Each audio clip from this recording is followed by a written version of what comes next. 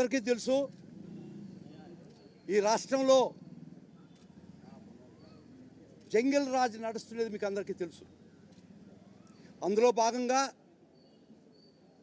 మే 6 ఉదయం on the intervening knight of 5/6 5వ తేదీ ఏకోజామున 6వ తేదీ ఉదయం గాదే సాయి కృష్ణ అనే ఒక అతన్ని మార్కాపురం నుంచి commissioner of police Rajasekhar Babu sent his team to apprehend him at Markapur నుంచి ఒక NBWs ఎగ్జిక్యూట్ చేసే మిషన్తో తన టాస్క్ ఫోర్స్ టీమ్ని headed by SI and task force constables పంపించిన పోయిన మీకు అందరికీ తెలుసు. పంపించి ఉదయం 7 గంటలకి 6వ తేదీ అతన్ని కృష్ణలంక పోలీస్ స్టేషన్లో డీటైన్ చేసిన విషయం కూడా మీకు అందరికీ తెలుసు. మీకు తెలవంది, ఎవరికి తెలవంది, ప్రపంచానికి తెలవంది ఒకటే రహస్యం. ఏమైపోయినాడు అతను? వాళ్ళ తల్లి గోడున చంపితే చంపారయ్యా, అట్లీస్ట్ ఒక అర్న్ ఆఫ్ యాష్, ఒక బూడిద పళ్ళెం, ఒక బూడిద పట్లం నాకు ఇవ్వమని అడిగిన కరగనటువంటి మనస్తత్వం కలిగినటువంటి కరుడు కట్టినటువంటి ఈరోజు ముద్దాయిలు చేసినటువంటి పోలీస్ ఆఫీసర్స్ వాళ్ళు 28వ తేదీ ముఖ్యంగా కృష్ణలంక పోలీస్ స్టేషన్కి పోయిన తర్వాత వాళ్ళ గాదే సాయికృష్ణ మదరు సిఐ నాగరాజుని అడగద్ది, నువ్వు పంపించేసేయ్యా, మళ్ళా నువ్వు ఎప్పుడు కావాలంటే తిరిగి తీసుకొస్తానని చెప్తే, ఎంత ధైర్యం ఈ రాష్ట్రంలో! రాజ్యాంగం ఏడుందా? నీ కొడుకుని చంపేస్తున్నావు, పూలమాలకు రెడీ చేసుకొని చెప్పినటువంటి వైనం మీకు ఆ విషయం తెలుసో తెలియదు. తర్వాత ఏమైపోయినాడో ఎవడికి తెలియదు. వాళ్ళ తల్లి ఒక అడ్వకేట్ ద్వారా, కనకదుర్గ అనే అడ్వకేట్ ద్వారా మే 28 ఇదే డీజీపీకి హరీష్ కుమార్ గుప్తా గారికి అండ్ సిపి రాజశేఖర్ బాబు గారికి మెయిల్స్ పంపించింది. ఇట్లా నా కుమారుణ్ణి 9వ తేదీ ఆ ప్రాంతంలో పట్టుకొచ్చారు, పోలీస్ స్టేషన్లో ఉన్నాడు, చిత్రహింసలు పెడుతున్నారు, చంపేసేటట్టుండారని ఈ డీజీపీకి ఈ కమిషనర్కి మెయిల్స్ పంపించడం జరిగింది. అయినా స్పందించలే. ఎందుకంటే నిద్రపోయేవాళ్ళని లేపొచ్చు, నిద్ర నటించేవాళ్ళని లేపగలుస్తున్నా. You can wake up a person who is sleeping, but you cannot wake up a person who is pretending the sleep. వాళ్ళకి 6వ తేదీ తెలుసు, తీసుకొచ్చిందే కమిషనర్ టాస్క్ ఫోర్స్. వాళ్ళు కొత్తగా తెలిసేది ఏంది 28, దాన్ని ఖాతరు చేయకుండా ఉన్నప్పుడు మరలా ఈ గౌరవ మ్యాజిస్ట్రేట్ కోర్టులో సీసీ ఫుటేజ్ ప్రిజర్వ్ చేయమని ఒక పిటిషన్ వేయడం జరిగింది. దానిలో రెస్పాండెంట్ ఈ కమిషనర్, దానికి కూడా ఖాతరు చేయలేదు. అప్పుడు తెలుసు కదా మీరు ఇల్లీగల్ డిటెన్షన్లో పెట్టున్నాడని మీకు జూన్ 5 మీ దగ్గర పిటిషన్ వేశారు కదా, మీరు దానిలో ప్రతివాది కదా, అప్పటికి పట్టించుకోలేదు. తర్వాత వాళ్ళ తల్లి హెబియస్ కార్పస్ పిటిషన్ గౌరవ హైకోర్టులో వేయడం జరిగింది.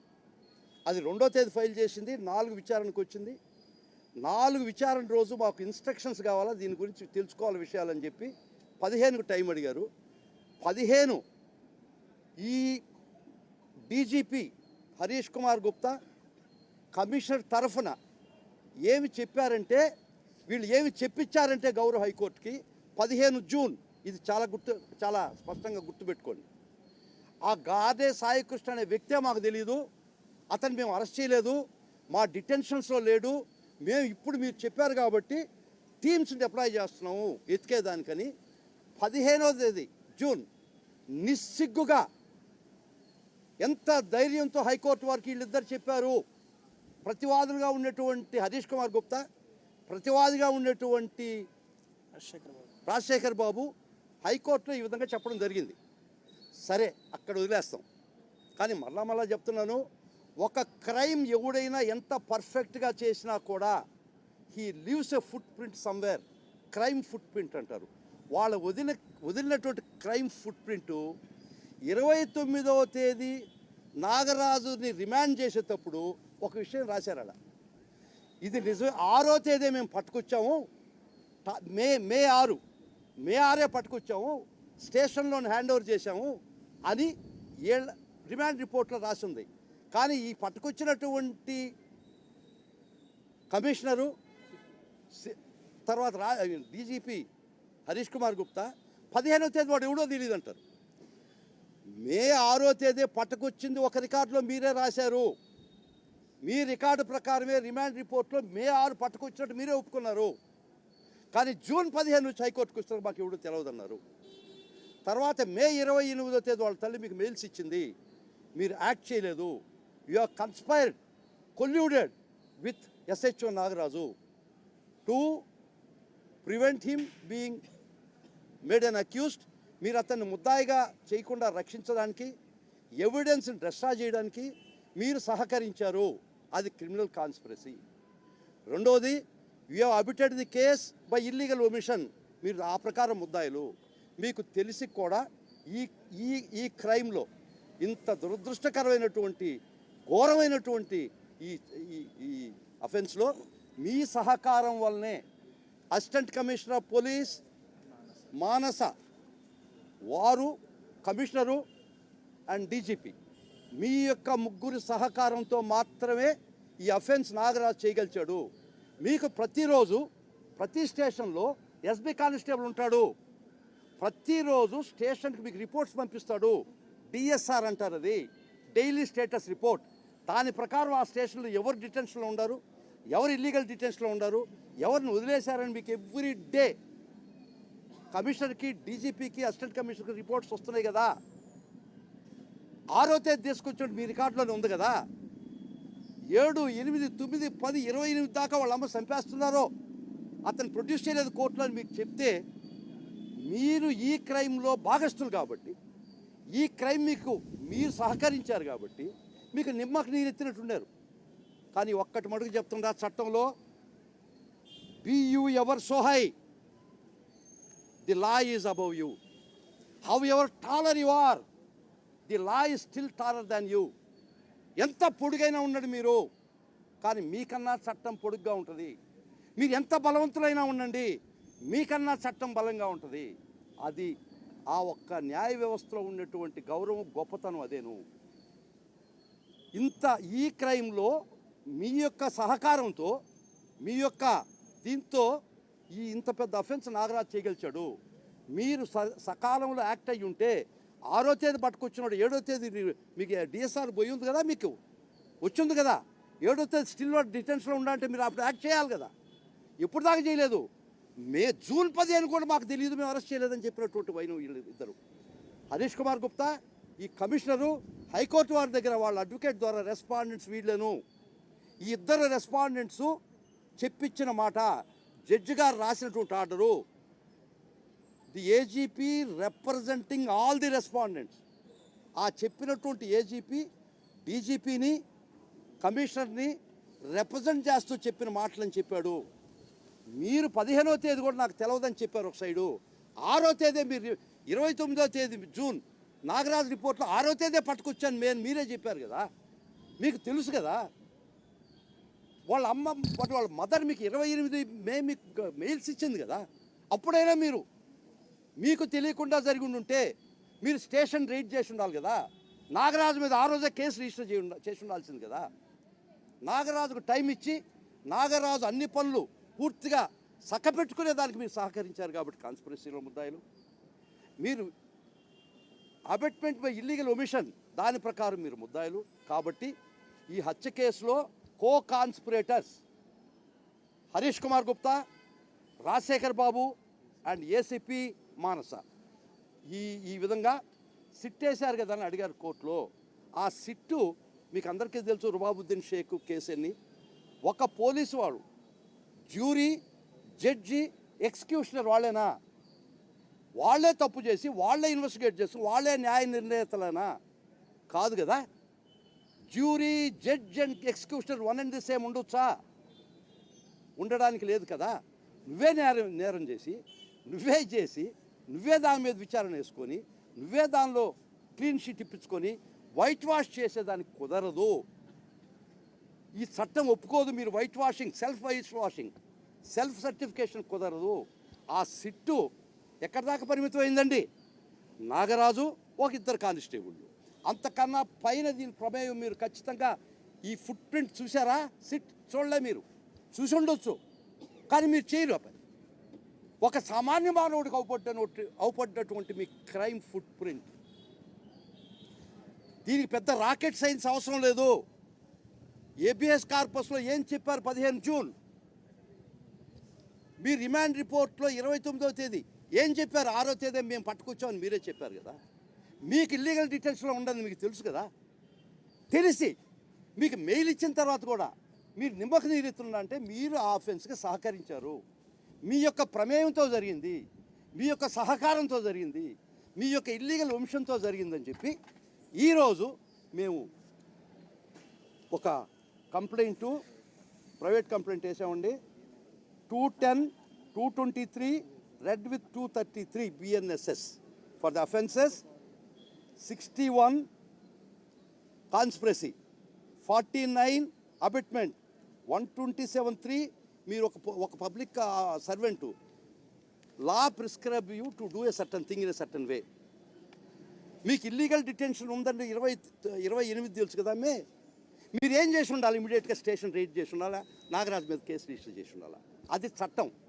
అది మీరు ఆ విధంగా మీరు చట్టం పాటించలేదు కాబట్టి, the way that the law directs you would not act which cause injury to someone అంటే 127కి మీరు స్క్వైర్గా వచ్చేసారు.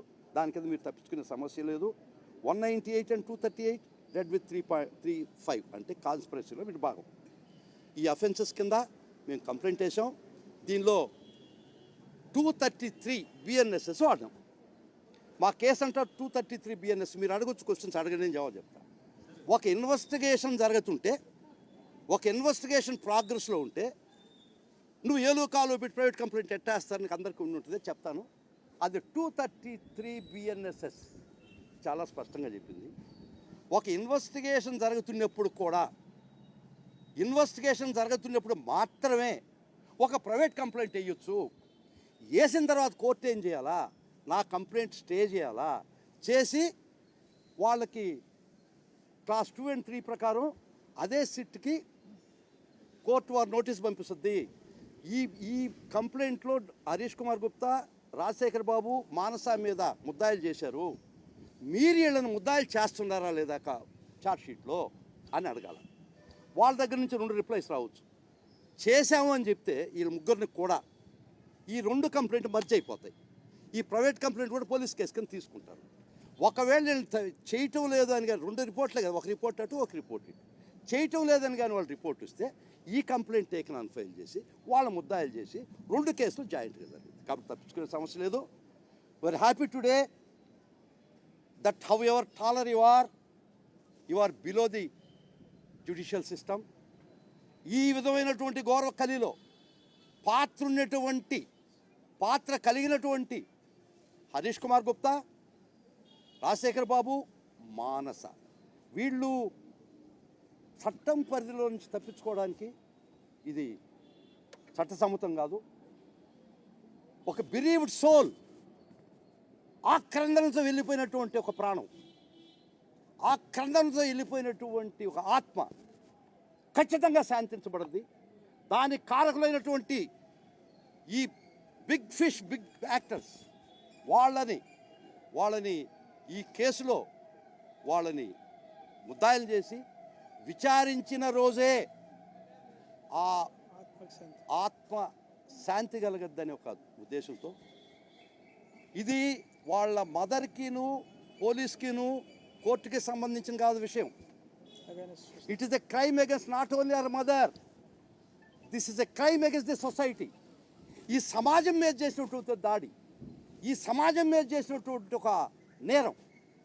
అందుకని దారిని పోయే దానైనా సరే with conscious, with the knowledge, he could come before the court and file a private complaint as per AR Antuli case. పూర్తిగా locust అండి.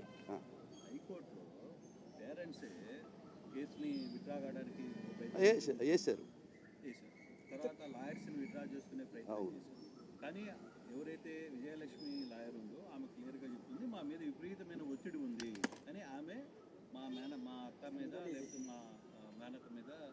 నిజంగా నేను కాదు కానీ ఆయన ఆత్మ కొంత శాంతింపబడేదానికి ప్రశ్న వేశాడు ఆయన. Hats off to you. ఇది వ్యక్తిగతమైనటువంటి నేరం కాదు. వాళ్ళ అమ్మ, తమ్ముడు, బిడ్డ, మామ, మేనమా ఎవరికి సంబంధించింది కాదు. ఇది క్రైమ్ అగెన్స్ట్ ది సొసైటీ. ఇది సమాజం మీద జరిగినటువంటి నేరం, సమాజానికి జరిగినటువంటి ఘోరం. అందుకని వాళ్ళు ఎందుకు విత్డ్రా చేసుకున్నారో నాకు తెలియదు. అది మీకే తెలిసి ఉండాల. ఒక తల్లి పిడికెడు బూడిదడిగినటువంటి తన బిడ్డ పిడికెడు బూడిదడిగినటువంటి తల్లి, అది కూడా ఇవ్వనటువంటి పోలీసు ఈరోజు అవాజ్య ప్రేమ వాళ్ళ మీద వచ్చి హెబియస్ కార్పస్ వేసాం. దానిలో అడిషనల్గా సిబిఐకి ట్రాన్స్ఫర్ చేయని కూడా మీరు వేశారు. మాకు ఏమీ వద్దు, తూచ్. చిన్నప్పుడు ఆడుకుంటారు తూచ్ అనే ఆట. ఇక్కడ మధ్యలో తూచ్ అని చెప్పేస్తే ఇక్కడ ఎవరు తూచ్కి ఒప్పుకునేదానికి ఎవరు ఒప్పుకోవటం లేదు. ఆ తూచ్ ఆటకి మేము ఒప్పుకోవటం లేదు. ఎందుకంటే కోర్టు కూడా ఒప్పుకోలే. తూచి చెప్పడానికి ఇస్కారిటే చెప్పంటుంది కోర్టు. ఇస్కారిట్ తెలుసు కదా, లేదు ఆకాట. సో వాళ్ళందరూ కలిసి తూచి చెప్పేశారు ఈ కేసులో. ఇప్పుడు మీరేం చెప్పాలా? ఇస్కారిట్ చెప్దాం. We are ready for the game.